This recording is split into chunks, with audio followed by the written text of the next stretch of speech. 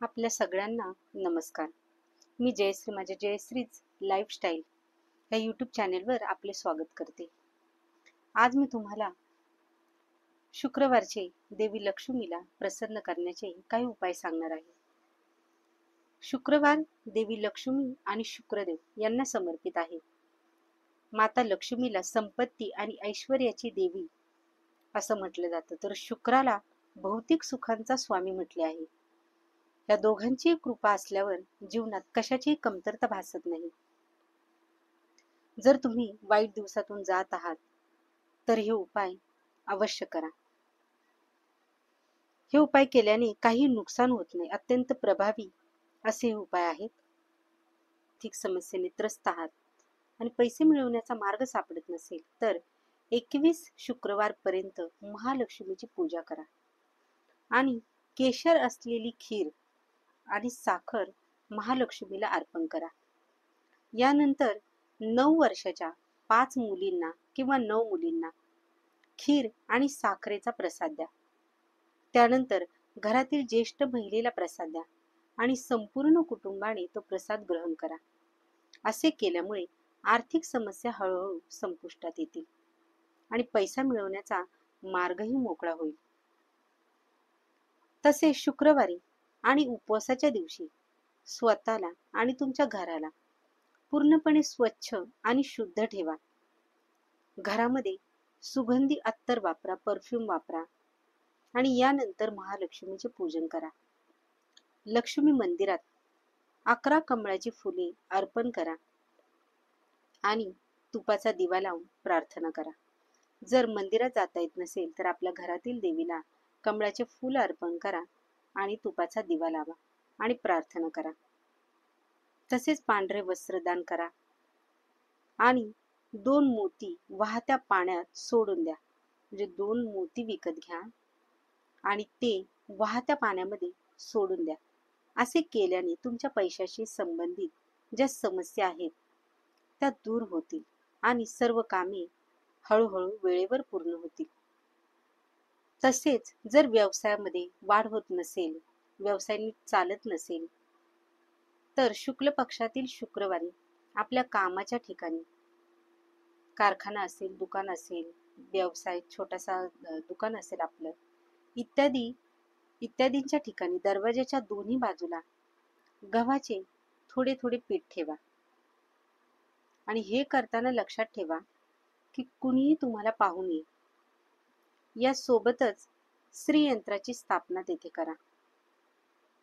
आपल्या व्यवसायाच्या ठिकाणी जिथे मंदिर असेल तिथे श्रीयंत्राची स्थापना अवश्य करा. असे केल्यामुळे तुमच्या व्यवसायात वाढ होईल आणि माता लक्ष्मीचा आशीर्वाद कायम राहील.